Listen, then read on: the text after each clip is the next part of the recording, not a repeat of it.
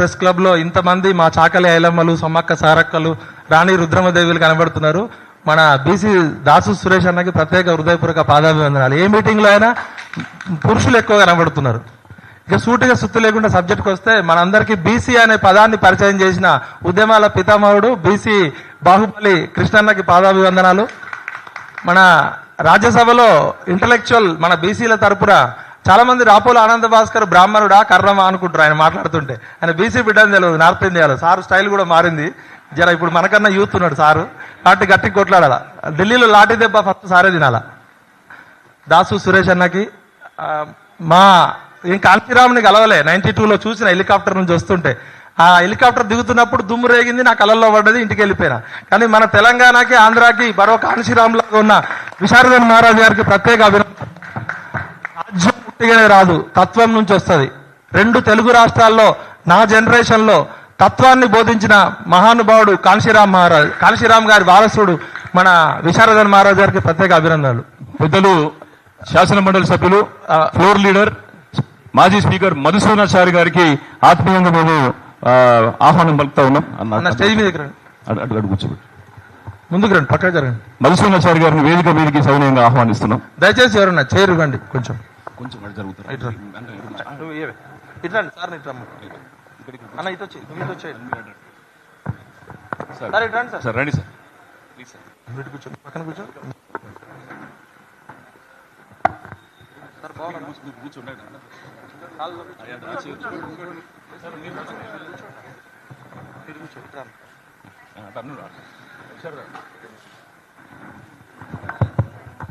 దయచేసి కుర్చీల కోసం ఇక్కడ ఇబ్బంది అవుతుందంటే, మనకి పార్లమెంట్ లో చాలా సీట్లు ఉన్నాయి, చాలా సీట్లు ఉన్నాయి. మధుసూదనాచారి గారు మా గురువు లాంటి అమ్మాయిగా డైరెక్ట్ తక్కువ టైం ఇచ్చిండు కాబట్టి, అసలు ఈ దాసు సురేష్ ఎవరు, ఎందుకు ఈయన ఎంత ఆవేశపడుతున్నాడు, ఎందుకు ఆరాటపడుతున్నాడు అంటే దాని వెనకాల చెప్పాలి. కృష్ణన్న శిష్యుడిగా ఒక కార్పొరేట్ కంపెనీలలో పనిచేసి, ఆయన ఒక 4-5 మల్టీనేషనల్ కంపెనీకి సీఈఓగా పనిచేయగల శక్తి ఉండి ఈ గల్లీలలో ఢిల్లీలలో తిరుగుతుండే ఏందని ఆయన గురించి ఎంక్వైరీ చేస్తే, వాళ్ళ నాన్న ఒక ఫ్రీడమ్ ఫైటర్ లాగా ఒక ఫైటర్ కమ్యూనిటీ నుంచి వచ్చి మార్కండేయ ఋషి వారసత్వంతో, టైగర్ నరేంద్ర వారసత్వము, మన ఆచార్య కొండా లక్ష్మణ్ బాబు గారి స్ఫూర్తితోటి ఇంకా చాలా మంది పెద్దలు ఉన్నారు. ముఖ్యంగా మార్కండేయ ఋషి ఏ విధంగా అయితే యజ్ఞం చేసి ప్రజలందరికీ ఉపయోగపడ్డాడో, ఇలా దాసు సురేష్ పైసలు ఉన్నా లేకపోయినా, గల్లీ అయినా ఢిల్లీ అయినా, ఢిల్లీలో నాకేమైనా అవసరం వస్తే 10 నిమిషాల్లో 10 మంది ఎంపీ ఫోన్ నెంబర్లు ఇచ్చి అపాయింట్మెంట్ ఇప్పిస్తాడు. అంటే అంత సమర్థుడు. మీకు లీడర్గా ఉన్నందుకు ప్రత్యేక ధన్యవాదాలు. అయితే ఈ స్కూల్కి లీడర్ ఎవరంటే మా కృష్ణన్ననే. కృష్ణన్న వల్ల 64 లక్షల మంది పిల్లలు చదువుకున్నారు. బీబీసీలో ప్రపంచంలో ఎవరి వల్ల 64 లక్షల మంది పిల్లలు చదువుకోవాలి. గట్టిగా చప్పట్లు కొట్టాలి. అన్ని చాలా మంది అలాంటి నువ్వు ఎందుకు పార్టీ పెట్టలే, పార్టీ పెడితే అయిపోతుండే కదా అంటే, అప్పుడున్న పరిస్థితులలో స్కాలర్షిప్లు, స్కూళ్ళు పోరాటమే గొప్ప పోరాటం.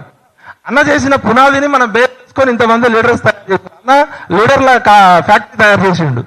ఇప్పుడు ఇక రాజకీయాలు సిద్ధాంతాలు పక్కకు లేకుండా ఒక జర్నలిస్ట్ గా, మీ తమ్ముడుగా సూటిగా సుత్తు లేకుండా చెప్తున్నా. బీసీ రాజ్యాధికార సమితి. రాజ్యాధికారం ఎట్లా వస్తుంది చెప్పండి? రాజ్యాధికారం ఎట్లా వస్తుంది?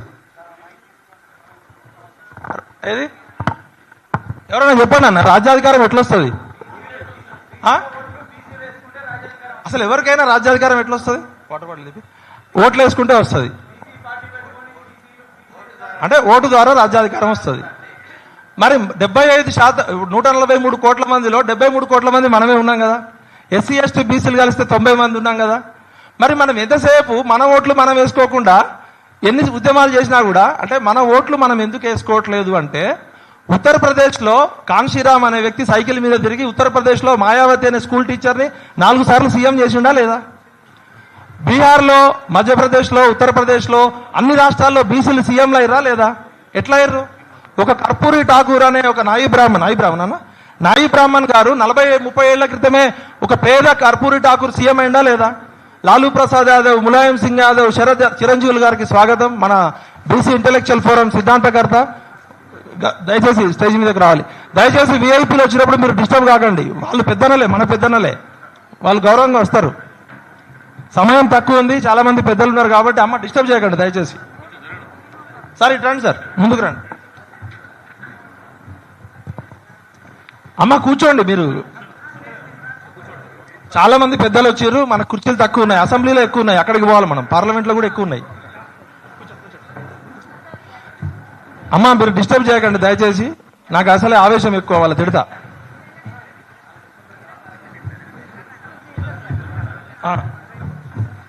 తల్లి లొల్లి బంద్ చేయమ్మా. డీకాస్టిఫికేషన్ అండ్ మనకి అసలు డీకాస్టిఫికేషన్ తెలుసా? నేను ఒక మున్నూరు కాపు పటేల్ని, నేను ఒక చాకలోళ్ళ ఇంటికో మంగళోళ్ళ ఇంటికో వెళ్ళి అన్నం తింటానా? ఎంబీసీలతో నేను ఒక మున్నూరు కాపు పటేలు బీసీ గురించి మాట్లాడుతూ మైకు పట్టుకున్న నేను నా కులాన్ని మర్చిపోయి కిందున్న ఉప్పరోల్లో లేకపోతే పిచకుంట్లోల్లో లేకపోతే ఏమనుకోదు వంశరాజులు అట్లాంటి వాళ్ళ కులానికి నేను వెళ్తున్నానా? అసలు ఫస్ట్ నేనే డీకాస్టిఫై కాకపోతే బీసీలకి రాజ్యాధికారం ఎట్లా వస్తుంది? డీక్లాసిఫికేషన్, డీకాస్ట్ డీక్లాసిఫికేషన్. నేను నా కొడుకు హైదరాబాద్ పబ్లిక్ స్కూల్లో చదువుతున్నాడు, మా నాన్న ఒక 40 ఎకరాలు అమ్మిండు రాజకీయాల్లో. నేను నాకన్నా పెద్దన్న మున్నూరు కాపు ధర ఇంటికి పోతున్నా కానీ నాకన్నా పేద ఉన్న మంగళోళ్ళ ఇంటికో చాకలోళ్ళ ఇంటికో కమ్మరోళ్ళ ఇంటికో పోట్లే కదా. ఫస్ట్ మనకి కూర్చోన్న 2 తెలుగు రాష్ట్రాల్లో ఎందుకు మనకి రాజ్యాధికారం రాలేదంటే, ప్లీజ్ డిస్టర్బ్ చేయకండి, మీరు తిట్టేస్తా నేను, నాకు అసలు బీపీ ఎక్కువ. డీకాస్టిఫికేషన్ అండ్ డీక్లాసిఫికేషన్ అనే దాని మీద తమిళనాడు, కర్ణాటక, కేరళ, ఉత్తరప్రదేశ్, బీహార్లో తాత్విక పునాది జరిగింది. జ్యోతిబా పూలే, నేనేమైనా తప్పు మాట్లాడితే విశారదన్ మహారాజ్ అని కరెక్ట్ చేస్తాడు. జ్యోతిబా పూలే, సావిత్రిబాయి పూలే ఎవరిని తయారు చేసిర్రు? ఒక సాహు మహారాజుకి చైతన్యం ఇస్తే సాహు మహారాజు అంబేద్కర్ని తయారు చేస్తే, అంబేద్కర్ స్ఫూర్తితో కాన్షీరామ్ తయారైతే, కాన్షీరామ్ స్ఫూర్తితో మాయావతి తయారైతే, ఈ స్ఫూర్తితో లోక్ ప్రకాష్ జయప్రకాష్ నారాయణ్, ఆయన పేరు ఏందన్నా లోక్ నాయక్ జయప్రకాష్ నారాయణ గారు ఒక వైశ్య, రామ్మనోహర్ లోయ వైశ్యనన్న బ్రాహ్మణ, రామ్మనోహర్ లోయ ఒక వైశ్య, ఒక బ్రాహ్మణుడు ఒక వైశ్యుడు కలిసి బీసీలందరికీ ఉత్తరప్రదేశ్లో, బీహార్లో, అన్ని రాష్ట్రాల్లో సీఎంలను తయారు చేసిరా లేదా? మరి మనకి 2 తెలుగు రాష్ట్రాల్లో వెలమ, కమ్మ, రెడ్డి. వెలమలు ఎంతమంది? 0.5%, రెడ్లు 5 to 6%, కమ్మోళ్ళు 2%. వెల్కమ్ రెడ్డి రాజ్యం, 3 కులాలు 3 కుటుంబాలు, 75 సంవత్సరాల తెలుగు ప్రజాస్వామ్యం 3 కులాల చుట్టే ఎందుకు తిరుగుతుందంటే, మనకు ఒక నారాయణ గురు గాని, ఒక పెరియార్ గాని, ఒక కాన్షీరామ్ లాంటి తాత్విక పునాది పడలే. అదృష్టవశాత్తు ఇప్పుడు మాకు విశారదన్ మహారాజ్ గారి స్పీచ్ వినబట్టి పొలిటికల్ పవర్ రావాలంటే పొలిటికల్ ఫిలాసఫీ తెలవాలి. పొలిటికల్ ఫిలాసఫీ తెలవాలంటే చప్పట్లు కొట్టకండి దయచేసి, నేనేం గొప్పగా మాట్లాడట్లే, మన దరిద్రాన్ని మనం చెప్తున్నాం. పొలిటికల్ ఫిలాసఫీ తెలవాలంటే పొలిటికల్ కమ్యూనికేషన్ అర్థం కావాలి. పొలిటికల్ కమ్యూనికేషన్ తెలవాలంటే పొలిటికల్ ఎంపవర్మెంట్ తెలవాలి. పొలిటికల్ ఎంపవర్మెంట్ తెలవాలంటే పొలిటికల్ ఎకానమీ కావాలి. ఇది పోస్తే కూడా 5 రూపాయలు అవుతున్నాయి కదా, ఉట్టిగా రాదు కదా రాజ్యాధికారం. మనం బస్టాండ్లో పోస్తే 5 రూపాయలు లేదు, వాడు పోయనియాడు. అట్లాంటిది రాజ్యాధికారం అంటే తెలంగాణ సీఎం సీటు ఎన్ని లక్షల కోట్లు తెలుసా? బడ్జెట్ 3 లక్షల కోట్లు. 5 సంవత్సరాలు, బాబు డిస్టర్బ్ చేయక, మాధవ్ ఫోన్ మంచి, సంవత్సరానికి 3 లక్షల కోట్లు, 5 సంవత్సరాలంటే 15 లక్షల కోట్లు. 15 లక్షల కోట్ల సీటు రేవంత్ రెడ్డి అయినా, కేసీఆర్ అయినా, రేపు పొద్దున విఠల్ మున్నూరు కాపు సీఎం అయినా మీకు ఇయ్యడు. 15 లక్షల కోట్లు మజాకా ఏమన్నా? Dasu Suresh round table conference పెడతానో, కృష్ణన్న అసెంబ్లీ ముట్టడిస్తానో 15 లక్షల కోట్లు ఇస్తారా? అన్నకి రాజ్యసభ ఇస్తాడు, ఇంకో రాజ్యసభ ఇస్తాడు. సీఎం సీట్ ఎందుకు ఇయ్యారంటే, మనకి సీఎం సీట్ అనే టేస్ట్ మనకు తెలియదు. వెలమోళ్ళు ఆ టేస్ట్ చూసిర్రు, రెడ్డోళ్ళు చూసిర్రు, కమ్మోళ్ళు చూసిర్రు. మనకు ఆ టేస్టే తెలియదా? మనం వాసన చూస్తున్నాం, మురుస్తున్నాం. టేస్ట్ చూస్తే కదా. ఒకసారి రంగాన్ని ఎందుకు చంపిర్రు అని చూడాలి మనం. ఆంధ్రప్రదేశ్లో 87లో వంగవీటి రంగాన్ని చంపారు. వంగవీటి రంగాన్ని ఎందుకు చంపిర్రా అంటే, ఆయన రౌడీ అనో, ఆయన రేపు పొద్దున కర్ణమోళ్ళు రాజ్యం అయిపోయింది, బేపనోళ్ళు రాజ్యం అయిపోయింది, రెడ్డోళ్ళ రాజ్యం అయింది, కమ్మోళ్ళ రాజ్యం అయింది, వెలమోళ్ళ రాజ్యం అయింది. రాజులు కూడా వచ్చారు అప్పుడప్పుడు, మన ఆంధ్ర రాజులు ఉంటారు. పొరపాటున తమిళనాడు లాగానో, బీహార్ లాగానో, ఉత్తరప్రదేశ్ లాగానో ఒక్కసారి ఈ కాపులకి, అక్కడ ఓసీలు ఇక్కడ బీసీలు సగం సగం, మేము ఖమ్మం అటుపోతే ఓసీ, ఇటు వస్తే గోడ మీద పిల్లులం మేము. అక్కడ ఏమైంది, ఒక్కసారి కాపులకి రాజ్యాధికారం వస్తే తమిళనాడులో ఎప్పటికీ ఓసీలు భూమి ఉన్నంత కాలం రాజ్యాధికారంలోకి రాలేరు. ఇప్పుడు బీహార్లో రాలేరు, ఉత్తరప్రదేశ్లో. అట్లనే ఆంధ్ర తెలంగాణలో ఒక్కసారి వంగవీటి రంగాల అంటోడు ముఖ్యమంత్రి అయితే ఇక నాయి బ్రాహ్మణులు కూడా ముఖ్యమంత్రులు అవుతారు. 100 సంవత్సరాలు మనకి రాదని చెప్పి అందరు కలిసి నిరాహార దీక్ష చేస్తున్న ఒక ఎమ్మెల్యేని ఆయన ఇంటి ముందు చంపేసారు. అవునా కాదా? 87లో. అంటే రాజ్యం రక్తపాతాన్ని కూడా కోరుకుంటది. అడుక్కుంటే వచ్చేది కాదు అధికారం, ఆత్మగౌరవం అడుక్కుంటే వచ్చేది కాదు. ఇవాళ SC cell, ST cell, BC cell, MBC cell అన్ని రాజకీయ పార్టీలో ఉన్నాయా లేదా? ఇవాళ బీజేపీ పార్టీలో ఎస్సీ సెల్ ఉందా? మోర్చా ఉందా? బీసీ మోర్చా ఉందా? ఎంబీసీ మోర్చా ఉందా? ఎస్టీ మోర్చా ఉందా? కాంగ్రెస్ పార్టీలో ఎస్సీ సెల్ ఉందా? ఎస్టీ సెల్ ఉందా? డిస్టర్బ్ చేయకు, ఎంబీసీ సెల్ ఉందా? ఓబీసీ సెల్ ఉందా? ఈ సెల్లుల్లో వేసి మనల్ని బంధిస్తే మనం ఏమైనా జంతువులమా? అసలు సెల్లులలో వేసి ఎందుకు బంధిస్తున్నారు 90% మందిని? మరి రెడ్డి సెల్ ఎందుకు లేదు, బ్రాహ్మణ్ సెల్ ఎందుకు లేదు, వైశ్య సెల్ ఎందుకు లేదు? సెల్లులు ఉండాలి కదా అందరికి. 90% ఉన్న మననేమో సెల్లుల్లో వేసి బంధిస్తున్నారు. మనం ఏమైనా అడవిలో జంతువులమా, జూ పార్కులో జంతువులమా ఎలక్షన్ల ముందు ఆడించడానికి? అంటే ఇక్కడే అసలు కుట్ర ఉంది. ఈ అన్ని పార్టీలు కూడా అగ్రవర్ణ మనువాద ఫిలాసఫీ బేస్ మీద ఏర్పడ్డాయి. బీసీలకి సీఎం సీట్ ఇస్తారు కానీ సీఎంకి పవర్ ఇయ్యరు. బీసీలని ప్రధానమంత్రి కూడా చేస్తారు కానీ పవర్ ఇయ్యదు. ఇవాళ బీసీలకు ఒక ఆర్ఎస్ఎస్ లాంటి తాత్విక పునాది కావాలి. కాన్షీరామ్ గారు ఏ విధంగా అయితే బ్యామ్సెఫ్ పెట్టిండో బ్యామ్సెఫ్ మోడల్లో మనం గలవాలి. బ్యామ్సెఫ్ గురించి ఎంతమందికి తెలుసు? చేతులు చెప్పండి. లేడీస్ లేడీస్ లేడీస్ బ్యామ్సెఫ్ గురించి ఎంతమందికి తెలుసు? కాన్షీరామ్ గారు సైకిల్ యాత్ర చేస్తున్నప్పుడు విశారదన్ మహారాజ్ అన్న కరెక్ట్ చేస్తాడు. మాయావతి గారు కలిసినప్పుడు అమ్మ ఏమవుతుందో అంటే సివిల్స్ ప్రిపేర్ అవుతున్నా అంటే ఏం చేస్తావు అంటే టీచర్ జాబ్ చేస్తున్నా అన్నాడు. కాన్షీరామ్ లాంటి ఒక వ్యక్తి ఉద్యోగాన్ని బంద్ చేసి ఎక్కడో పంజాబ్ నుంచి వచ్చి ఉత్తరప్రదేశ్లో బేపనోళ్ళు కూడా తుపాకీ తీసుకొని చంపేస్తారు. రణవీర్ సేన, ఠాకూర్ సేన, బీహార్, ఉత్తరప్రదేశ్లో. మన దగ్గర ఇక్కడ బేపనోళ్ళు కోపటోళ్ళు చంపరమనని, కానీ అక్కడ ఉత్తరప్రదేశ్లో బేపనోళ్ళు కూడా తుపాకీ తీసి సైన్యాలు ఉంటాయి. అట్లాంటి దగ్గర కాన్షీరామ్ గారు ప్రాణాలకు తెగించి ఒక టీచర్ని 4 సార్లు ముఖ్యమంత్రి చేసిండు. అవునా కాదా? ఒక ఐఏఎస్ ప్రిపేర్ అవుతున్న మాయావతి అనే ఒక అమ్మాయిని 400 మంది ఐఏఎస్లు సెల్యూట్ చేసేటట్టు చేసిండు 4 సార్లు. అవునా కాదా? మనకొక కాన్షీరామ్ లేడు, మనకొక పెరియార్ లేడు, మనకొక నారాయణ గురు లేడు, మనకొక తత్వం లేదు. మనం ఎంతసేపు పొలిటీషియన్స్ అవుతున్నాం. పొలిటీషియన్ పవర్ ఉంటాడు. ఇవాళ విటల్కో సీట్ ఇస్తే రేపటి నుంచి మాట్లాడడం బంద్ చేస్తాడు. సురేష్ అన్నకో రాజ్యసభ ఇస్తే ఆయన బంద్ చేస్తాడు అనుకుందాం. ఎగ్జాంపుల్ చెప్తున్నా. మనకి తత్వం ఉందనుకో, తత్వం వ్యక్తుల మీద ఆధారపడదు, తత్వం వ్యవస్థ నిర్మిస్తుంది. కాబట్టి ఇక్కడ ఉన్న పెద్దలందరికీ నేను మీ తమ్ముడిగా పాదాభివందనాలు కోరుతూ, మిమ్మల్ని తిట్టాల్సినంత తిడతా పర్సనల్గా కలిసినప్పుడు, కానీ ఇక్కడ మిమ్మల్ని గౌరవించుకోవాలి. కాబట్టి కృష్ణన్న పార్టీ పెట్టకపోవడం చేసిన తప్పుని మనం చేద్దాం, మనం సరిచేద్దాం. ఎందుకంటే ఆయన 60 సంవత్సరాల జీవితంలో పోరాటమే సరిపోయింది. 64 లక్షల మందిని చదివిపించిండు కదా. మరి 64 లక్షల మందిలో 64 మంది ఎంపీలు కావాలి కదా, 64 మంది ఎమ్మెల్యేలు కావాలి కదా, పే బ్యాక్ టు సొసైటీ ఇవ్వాలి కదా. ఇంకా అన్నిటికీ కృష్ణన్నే లాఠీ దెబ్బలు తినాలా? ఇప్పుడు కూడా 10th క్లాస్ పిల్లల కోసం ఆయనే లాఠీ దెబ్బలు తినాలా? అందరూ అక్కడికే పోతారు. ఇంకా ఎవరు అంటే పోరాడేటోడే కాసే చెట్టుకి 60 ఏళ్ల వయసులో కూడా ఆయన ఆ పార్టీ రాజ్యసభ తీసుకున్నాడు, ఈయన ఈ పార్టీ రాజ్యసభ తీసుకున్నాడు అంటే మరి ఏం చేయాలి? ఆయన తూటా లాఠీ దెబ్బలు చచ్చిపోవాలా? ఏం చేస్తాడు ఒక మనిషి తన జీవిత కాలంలో? మనం అందరం మనకు సోయి లేనప్పుడు బీసీ అనే సోయి ఇచ్చిండు కదా. ఆయన మీద ఒక డాక్యుమెంటరీ చేయాల్సిన బాధ్యత ఉంది కదా. ఆయన చరిత్రను మనం నేర్చుకోవాలి కదా. విమర్శించడం ఈజీ, మోసేటోడికి తెలుస్తుంది బరువు. ఇవాళ దాసు సురేష్ అనే వ్యక్తి కార్పొరేట్ కంపెనీలో 5 లక్షల జీతం వదిలిపెట్టి పిచ్చోడిలాగా తిరుగుతున్నాడు మీ అందరి కోసం. ఢిల్లీలో తిండి తినకుండా తిరుగుతున్నాడు. ఏ నాయకుడు సపోర్ట్ చేయలే. నాకు తెలుసు ఆయన వెనకాల ఎన్ని కన్నీళ్లు ఉన్నాయో, ఆయన ఎన్ని ఆస్తులు అమ్మిండో, ఎన్ని అప్పులు ఉన్నాయో నాకు తెలుసు. సంస్థను నడపడం అంత ఈజీ కాదు, విమర్శించడం ఈజీ. ఇవాళ బీజేపీ పార్టీ బీసీ లెక్కలు చేయమని డైరెక్ట్ చెప్పేసింది. వాళ్ళ సిద్ధాంతపరంగా మేము బీసీ లెక్కలు చేయడానికి వ్యతిరేకమని సుప్రీంకోర్టులో అఫిడవిట్ ఇచ్చింది. వాళ్ళని తిట్టి మనకేం లాభం?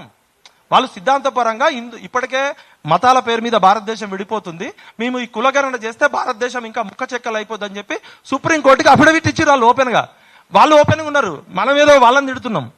కాంగ్రెస్ పార్టీ ఏం చేసింది? 42% ఇస్తామని చెప్పింది అసెంబ్లీలో. ఫస్ట్ రేవంత్ రెడ్డి గారికి ఒక చప్పట్లు కొట్టాలి గట్టిగా. ఎందుకంటే ఆయన 42% ఇచ్చిండు కదా. ఈ లొల్లంతా బీసీ లొల్లి కావడానికి క్యాస్ట్ సెన్సస్ చేసినందుకు చప్పట్లు కొట్టాలి. దెబ్బలు ఎప్పుడు కొట్టాలంటే ఇప్పుడు కొట్టాలి. ఈ 42% మోడీ అడ్డుకుంటున్నాడా, లేకపోతే అమిత్ షా వచ్చి అడ్డుకుంటుండా, మోహన్ భగత్ వచ్చి అడ్డుకుంటుండా? 42% ఇచ్చేయచ్చు కదా. ఇక్కడ ఇప్పుడు ఇచ్చేయడానికి ఎవరు అడ్డుకోవట్లేదు కదా, చట్టం చేయడానికి అడ్డుకుంటున్నారు. నువ్వు 42% కాంగ్రెస్ పార్టీలో పోస్ట్ ఎమ్మెల్యే సీట్లలో, ఎంపీ సీట్లలో, వార్డు మెంబర్, జెడ్పీటీసీ ఎవడు అడ్డుకుంటాడు? రాహుల్ గాంధీ మెచ్చుకుంటాడు కదా. అరే బద్మాష్ మాటలు బంద్ చేయండి ఇప్పటి నుంచి. బీసీలు సోయికి వచ్చిర్రు ఖబర్దార్. ఈ రాజకీయ పార్టీల బొక్కలన్నీ బయట పెడతాం. అది రేవంత్ రెడ్డి అయినా, రాహుల్ గాంధీ అయినా, మోడీ అయినా, దేవుడైనా సరే. ఈ దేశంలో 75 కోట్ల బీసీల జనాభా లెక్కలు లేవంటే ఇది ఏమి నాగరిక దేశం? అడవిలో ఉన్న పందుల లెక్క ఉంది, ఖమ్మం జిల్లా ఉన్న అడవుల టేకు చెట్ల లెక్క ఉంది. 75 సంవత్సరాల తర్వాత బీసీలు మా లెక్క తేల్చండి అని అడుక్కోవాలంటే ఇది నాగరిక దేశమా? ఈ దేశం గురించి ప్రపంచం ఏమనుకుంటది? 75% జనాభా లెక్కలు లేకపోతే ఏ విధంగా మీరు పబ్లిక్ పాలసీ తయారు చేస్తారు? అది కాంగ్రెస్ కావచ్చు, బీజేపీ కావచ్చు, టీఆర్ఎస్ కావచ్చు, ఎవరైనా కావచ్చు. ఒక పబ్లిక్ పాలసీ స్కాలర్ గా చెప్తున్నా, data is everything, data is important, data driven society, artificial intelligence, machine learning, data science అని చెప్తున్నాం కదా.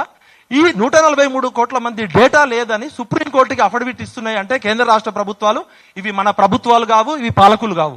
వీళ్ళు తీహార్ జైల్లో ఉండాల్సిన దొంగలు అసెంబ్లీలో, పార్లమెంట్లో ఉంటున్నారు. ఇవాళ అసెంబ్లీకి నేను ఇప్పుడు పోతే 200 మంది పోలీసులు ఉన్నారు. లోపల ఉన్నది కసబుగాడ దొంగల. ఇవాళ టీఎస్పీఎస్సీ చైర్మన్ కలవడానికి పోతే 200 మంది ఉన్నారు. 200 మంది పోలీసులు పెట్టుకున్నాడు. కసబా వాడు దొంగనా టెర్రరిస్టా? టీఎస్పీఎస్సీ చైర్మన్ గ్రూప్ 1 పిల్లలు పోతే 100 మంది లాఠీ దెబ్బలు కొడుతున్నారు.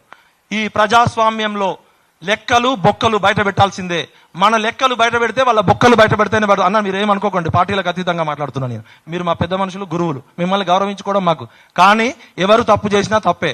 ఇవాళ విశారదన్ మహారాజ్ అన్న స్పీచ్ వింటుంటే రక్తం మరిగిపోతుంది. ఎందుకింత అన్యాయం, ఎందుకింత ద్రోహం? ఇంకా 75 సంవత్సరాల తర్వాత కూడా మాకు సన్న బియ్యం ఇస్తాం, నల్ల నీళ్ళు ఇస్తారట. నల్ల నీళ్ళు ఇచ్చినాం, సన్న బియ్యం ఇచ్చినాం. సన్న బియ్యం కోసం, నల్ల నీళ్ళం కోసం చచ్చిపోలే 1200 మంది పిల్లలు, రాజ్యాధికారం కోసం చచ్చిపోయారు. తెలంగాణ వస్తే శ్రీకృష్ణ కమిటీ రిపోర్ట్ లో ఇక్కడ 90% సబ్బండ వర్గాలు ఉన్నారు. ఈ సబ్బండ వర్గాలకి రాజ్యాధికారం రావాలంటే తెలంగాణ వస్తే డీసెంట్రలైజ్ అవుతుంది. Small is beautiful. Public administration Srikrishna committee report చూడండి.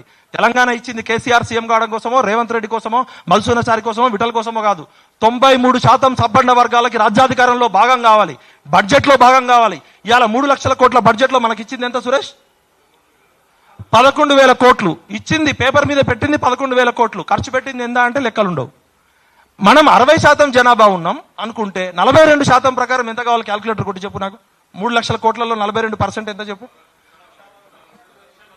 1,40,000 కోట్లు రావాల్సింది 11,000 కోట్లు బిచ్చమేస్తే కాంగ్రెస్ పార్టీలో ఉన్న బీసీలు బాహుబలులా, బిచ్చల దేవులా?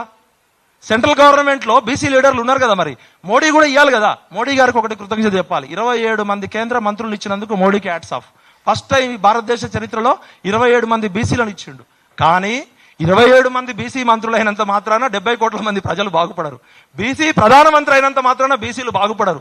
బీసీ ముఖ్యమంత్రి రేపు పొద్దున కృష్ణన్న ముఖ్యమంత్రి అయినా పవర్ కావాలి కదా, బడ్జెట్ ఎలాకేషన్ చేయాలి కదా. తమిళనాడు జయలలితకు ఒకసారి గట్టిగా జై చెప్పండి. జయలలితకి జై అని. ఆమె బ్రాహ్మణ, ఆమె 69% ఇచ్చింది. ఎప్పుడన్నా 92లో 69% రిజర్వేషన్ ఇచ్చింది. ఆమె బీసీయా? ఆమె బ్రాహ్మణ్. ఇచ్చింది ఎవరు? పివి నరసింహారావు, బ్రాహ్మణ్.